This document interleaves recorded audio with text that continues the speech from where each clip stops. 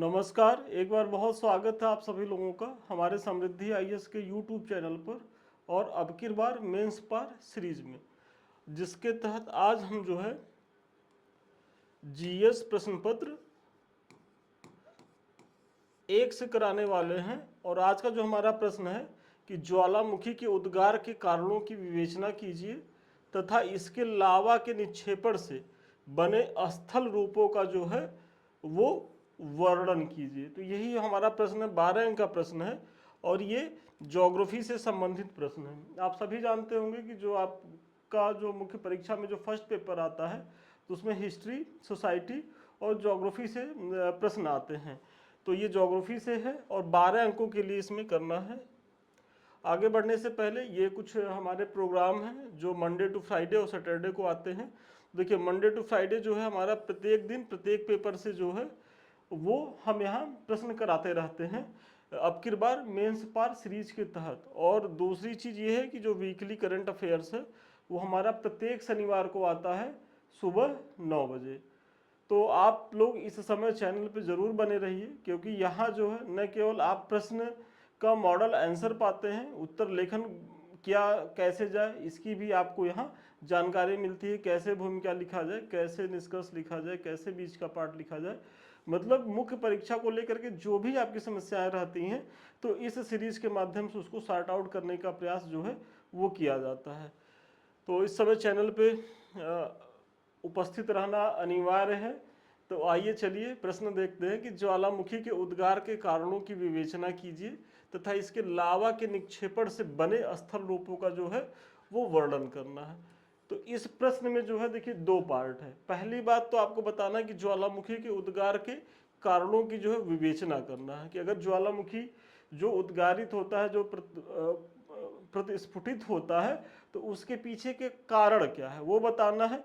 और फिर जो लावा निकलता है तो जो स्थल या जो लावा नहीं निकल पाता है, वो जमीन के अंदर ही दरारों में फंस जाता है, तो उससे क्या क्या स्थल की आकृतियां बनती हैं उसी के बारे में ये प्रश्न पूछा गया है।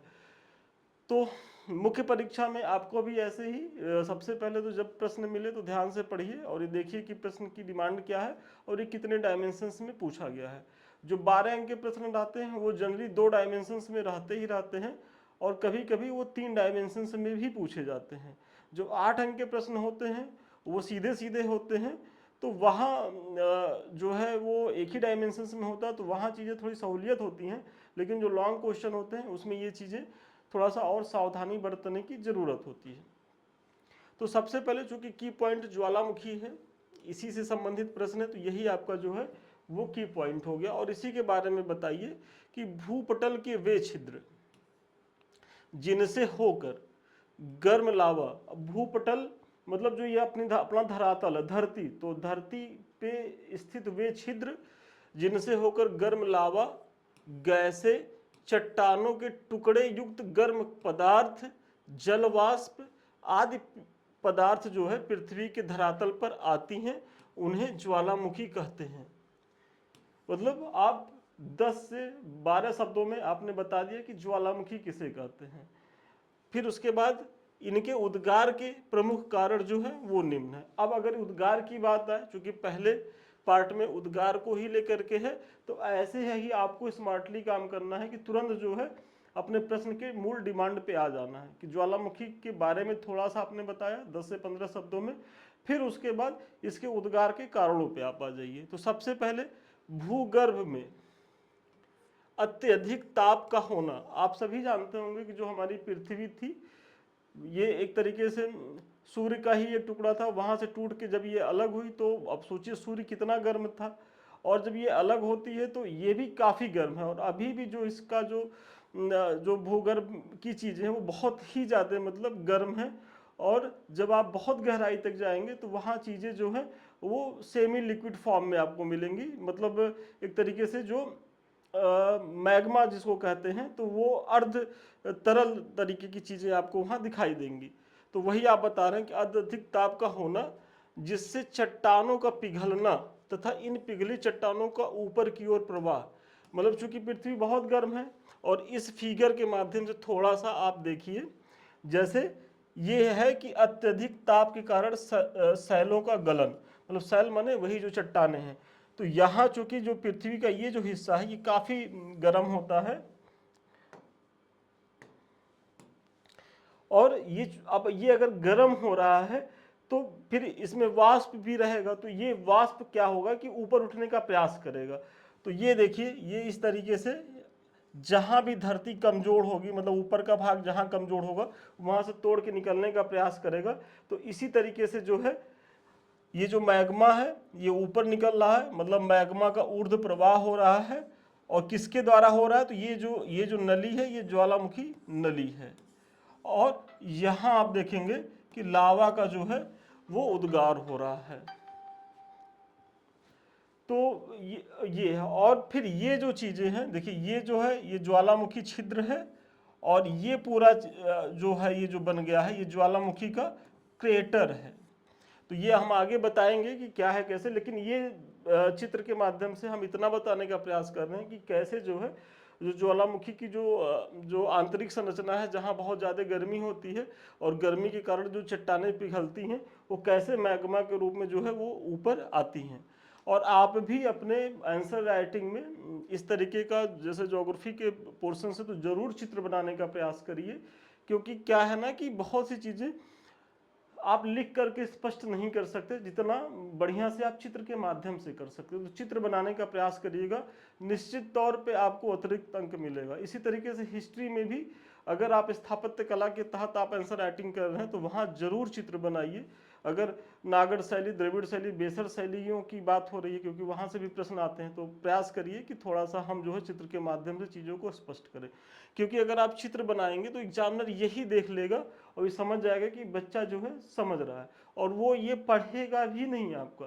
क्योंकि आंसर राइटिंग में जो कॉपी चेक करना होता है एक शिक्षक के लिए, वो बहुत मतलब बोरिंग काम होता है। क्योंकि हम लोग तो काफ़ी दिन से कर रहे हैं, और यूपीएससी जो मेंस आंसर राइटिंग होती है बच्चों की, तो वहाँ तो काफ़ी मोटी मोटी कॉपियाँ होती है कि एक कॉपी चेक करने में 40 से 50 मिनट लगता है। तो विश्वास मानिए कि बहुत ज़्यादा जो है वो कठिन काम होता है या बहुत रुचिकर नहीं होता है। और आपको इसी तरीके से स्मार्टली काम करना है, क्योंकि जो परीक्षक होते हैं जो चेक करने जाते हैं वो, उनको भी ऐसा नहीं कि बहुत ज़्यादा रुचि होती है आपकी कॉपी को पढ़ने को या देखने को। उनको लगता है राइटिंग अच्छी है, कंटेंट अच्छा है, तो वो उसी हिसाब से नंबर देते चले जाते। ये सच्चाई है, इसको जानिए। इसीलिए हम बार बार कहते हैं कि जब आप आंसर राइटिंग करिए तो अपने राइटिंग को थोड़ा सा बेहतर बनाइए।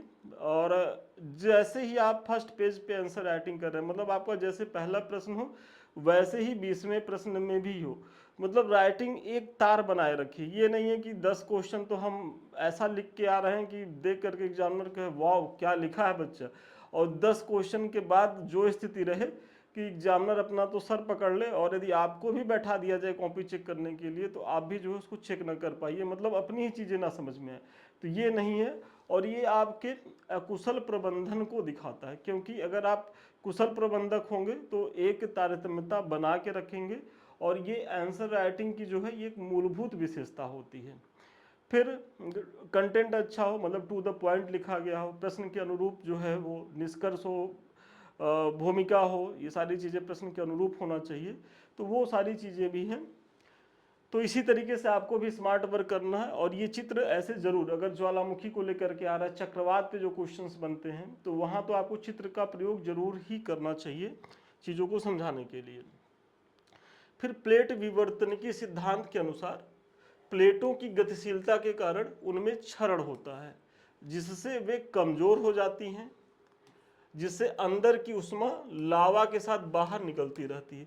वही कि भाई अगर आप सभी जानते होंगे जो अभी भी जो प्लेटें हैं वो एक दूसरे से टकरा रही हैं, और जब टकरा रही हैं तो जो उसके किनारे हैं वो क्षरित होते हैं, तो वहाँ से उष्मा निकलती है, ऊर्जा निकलती है।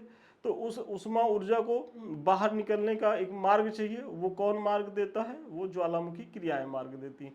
इसीलिए जहाँ देखते होंगे जहाँ जो प्लेटें टकराती हैं वो पूरा ज्वालामुखी की पेटियों का निर्माण हो जाता है। और इस पर भी हम क्वेश्चन कराएंगे। जैसे यूरेशियन प्लेट की बात की जाए तो आप देखिए कि जो हिमालय रेंज पूरा है, तो ये प्लेटों के अभिसरण का क्षेत्र है। इसी वजह से यहाँ जो है व्यापक स्तर पर जो है वो भूकंप की भी समस्याएं रहती हैं और ज्वालामुखी की भी चीज़ें बनती रहती हैं। तो ये आप बता रहे हैं। फिर प्लेट विवर्तनिकी के परिणाम स्वरूप गैसों की उत्पत्ति होती है, जिनसे मुख्यतः जलवाष्प की अधिकता होती है, जिसमें जो मैग्मा को ऊपर की ओर निकालने को प्रेरित करती हैं। ऑब्वियसली अगर जलवाष्प होगा, जो गैसें होंगी, तो गैसें जो हैं वो तेजी से ऊपर निकलने का प्रयास करेंगी। तो जब वो तेजी से निकलेंगी तो साथ साथ जो है मैग्मा भी ऊपर निकलेगा। और यही कारण है कि जब ज्वालामुखी विस्फोट होता है तो सबसे ज्यादा जो मात्रा निकलती है, आपके प्रीलिम्स का ये क्वेश्चन भी है, वो क्या निकलती है? तो वो जल वाष्प निकलती है सबसे अधिक मात्रा में। उसके बाद जो अन्य गैसें हैं वो निकलती हैं, फिर मैग्मा निकलता है, ये सारी चीज़ें होती हैं। इसी तरह भूकंप के कारण पृथ्वी का जो क्रस्ट है वो कमज़ोर हो जाता है, और जब कमज़ोर हो जाएगा तो इन स्थलों से मैग्मा का निकलना जो है वो आसान हो जाएगा। भाई आज देखिए, जो हिमालय का जो क्षेत्र है या जो उत्तर भारत के जो क्षेत्र है वो काहे बहुत ज़्यादा सेंसिटिव है, चाहे वो भूकंप को लेकर के या इस तरीके की गतिविधियों के लिए, क्योंकि यहाँ की चीज़ें जो है, यहाँ चूंकि क्षरण हो रहा है और अभी भी अस्थिरता बनी हुई है। तो ऐसी स्थिति में यहाँ की जो भूपटल है वो कमज़ोर है।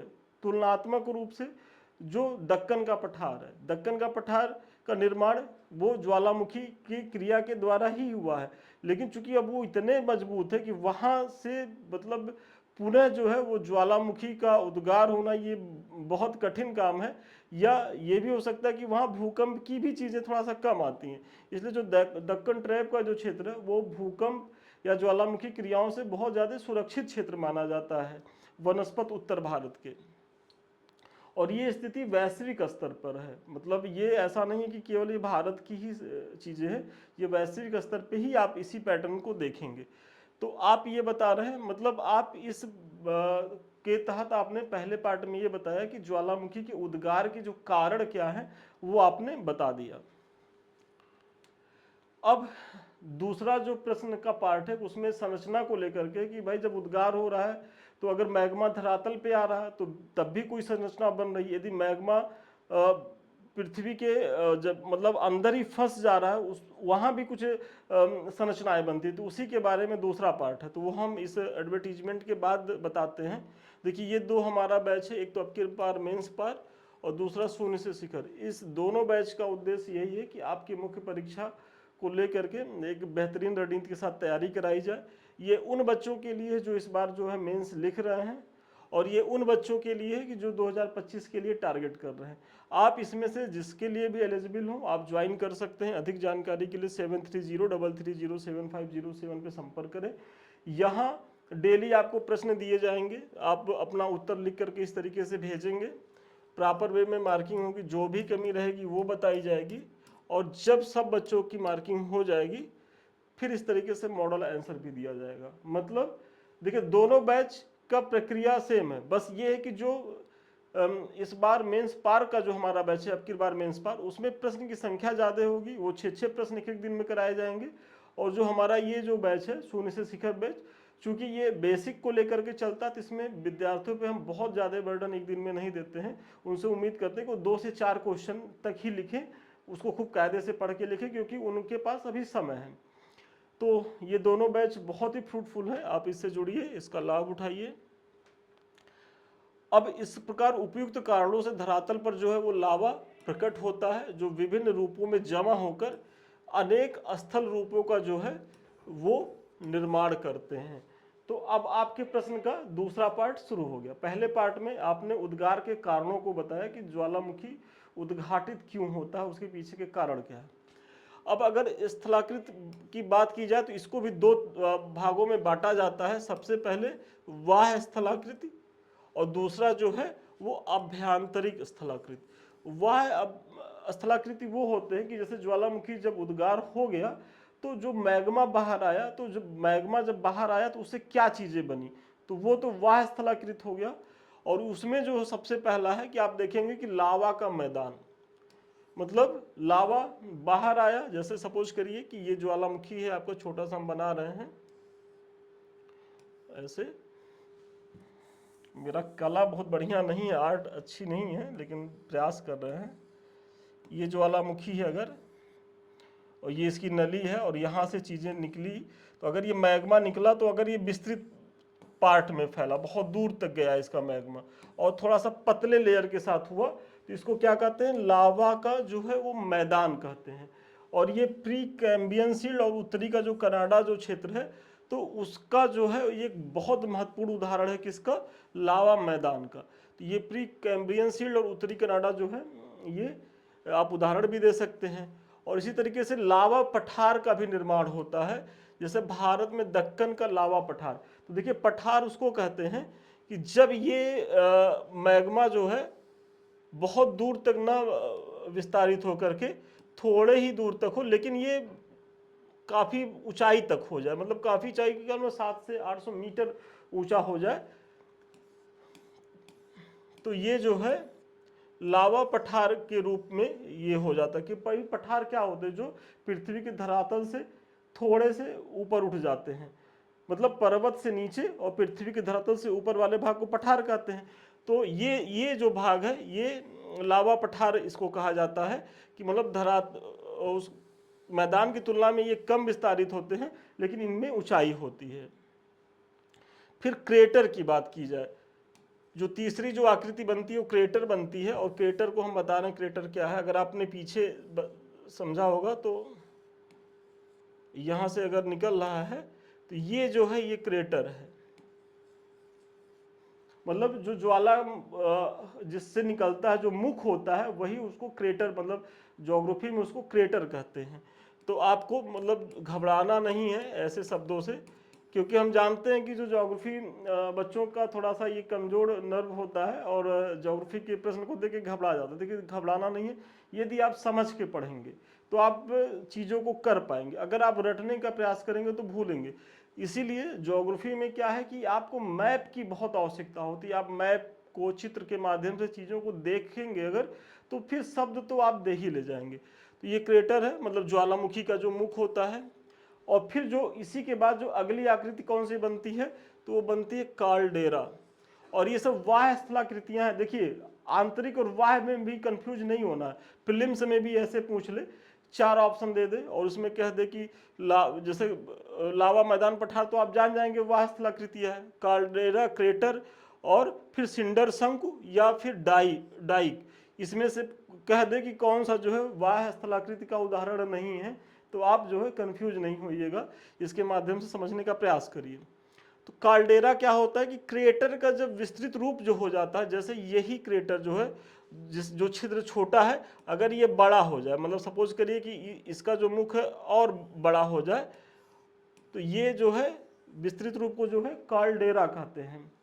और फिर क्रेटर झील एक संरचना बनती है कि क्रेटर में जब पानी भर जाता है, मतलब जब ये ठंडी हो जाती है चीज़ें, तो चूंकि अब ये गड्ढा होता है तो इसमें पानी भर जाता है, तो यही क्रेटर झील का निर्माण कर लेती है, इसी को क्रेटर झील कहते हैं। फिर सिंडर शंकु, मिश्रित शंकु, लावा गुंबद आदि जो है आकृतियां बनती हैं। कैसी, तो ये वाह्य स्थलाकृतियां हैं। तो अब आपको कंफ्यूज नहीं होना, एक बार फिर से हम रिवीजन करवा रहे हैं कि लावा मैदान, लावा पठार, क्रेटर, कार्लडेरा, क्रेटर झील, सिंडर शंकु, मिश्रित शंकु, लावा गुंबद, ये सब जो है ये सब वाह्य स्थलाकृतियां हैं, ज्वालामुखी के निक्षेप से जो निर्माण होता है। फिर अगर अभ्यंतरिक स्थलाकृतियों की बात की जाए तो इसमें जो है महत्वपूर्ण है सेल है, डाइक है, डाइटक नहीं ये डाइक है, बैथोलिथ है, लैकोलिथ है, फैकोलिथ है, लोपोलिथ है। तो ये सब जो है, देखिए प्रयास तो इनका भी रहता है कि हम बाहर आ जाए, अगर बाहर आ जाते तो कुछ इस तरीके के रूप में आ जाते, लेकिन ये बाहर आ नहीं पाते हैं, क्योंकि उसमें जो है इतना फोर्स नहीं होता, इतनी ऊर्जा नहीं होती कि लावा को बाहर कर दे। तो जब बाहर नहीं आ जाती तो वो एक तरीके से दरारों में वो फंस जाती है, और जब फंस जाती है तो विभिन्न प्रकार की आकृतियों का निर्माण करती है, जिसमें यही सब प्रमुख है, जिसमें sill, dyke, lopolith, phacolith, batholith है। और ये थोड़ा सा आप देखिए, जैसे ये जो चीज़ है, देखिए ये बैथोलिथ है, यहाँ ये जो देखिए ये लावा जो है ये इसको फैकोलिथ कहते हैं, ये लैकोलिथ है, ये जो है सिल है, ये पूरा जो लैपोलिथ है, ये भी देखिए यहाँ सिल है, और ये जो है ये ये डाइट है। और ये जो है देखिए ये क्या है कि धरातल पे आ गया है, तो लावा प्रवाह से बना जो है ये इसको पठार कहते हैं। तो इस तरीके की चीज़ें हैं। और अगर आप भी अपने मुख्य परीक्षा में ऐसे चित्र बना पाए, देखिए बहुत आसान है, चीज़ों को समझ लीजिए तो बनाने में क्या है, तो ज़रूर बनाइएगा। तो इस प्रश्न के माध्यम से देखिए हमारा जो प्रयास था कि हम आपको ज्वालामुखी क्या है ये बताएं, फिर ज्वालामुखी के उद्गार के कारण क्या है उसके विभिन्न कारणों को बताया, और फिर इससे जो उद्गारित हो रहा है उससे क्या आकृतियां बन रही हैं, एक तो भूपटल पे कैसी आकृतियां बन रही हैं, और एक भूपटल के नीचे मतलब धरती के नीचे कैसी आकृतियां बन रही हैं। तो जो बाह्य आकृतियां हैं और जो आंतरिक आकृतियां हैं उसकी भी मैंने चर्चा करी और आपको चित्र के माध्यम से दिखाने का भी प्रयास किया। अतः उपयुक्त विवरण से स्पष्ट है कि ज्वालामुखी द्वारा बाह्य एवं आभ्यंतरिक स्थलाकृतियों के रूप में कई कृतियों का जो है वो निर्माण होता है। देखिए भूमिका और निष्कर्ष में इससे ज़्यादा लिखने की ज़रूरत होती नहीं है फिलहाल, तो आप भी बहुत ज़्यादा शब्द खर्चा मत करिएगा। मेन फोकस होइएगा जो प्रश्न की मूल डिमांड है मेन पार्ट पे, वही आपको अंक दिलाएगा। ये कुछ हमारे लिंक्स हैं, एक तो समृद्धि आईएएस का टेलीग्राम है, इससे तो आप लोग इसलिए जुड़िए क्योंकि यहाँ आप हमसे 24 आवर्स मिल सकते हैं। सबसे बड़ी चीज़, और कोई भी महत्वपूर्ण सूचना होती है, कुछ जानकारी देनी होती है, तो सबसे पहले हमारे संस्थान के लोगों द्वारा जो हमारे इसमें एडमिन्स है वो यहीं देते हैं। ये दो हमारे चैनल है यूट्यूब के, एक तो जिससे हम आप रूबरू हो रहे हैं और दूसरा है संदीप मिश्रा ऑफिशियल। ये दोनों चैनल आप ही के हैं, आप ही के सहयोग से अभी तक ये यहाँ तक पहुँचे हैं और आगे भी आपको इसको सहयोग देना है। यदि हमारे प्रयास जो है आपको अच्छे लग रहे हो तो आप ज़रूर लाइक करिए, सब्सक्राइब करिए, कमेंट करिए और प्लीज़ शेयर करिए इसको। हमारे किसी बैच से जुड़ने के लिए या हमसे आपको बात करना हो तो 7303307507 और एक नंबर और नोट करिए 9971719417 पे आप जो है संपर्क कर सकते हैं। तो चलिए आज के लिए इतना ही, पुनः मिलते हैं नए वीडियो में नए क्लास के साथ। तब तक के लिए धन्यवाद, शुभकामनाएं आपको।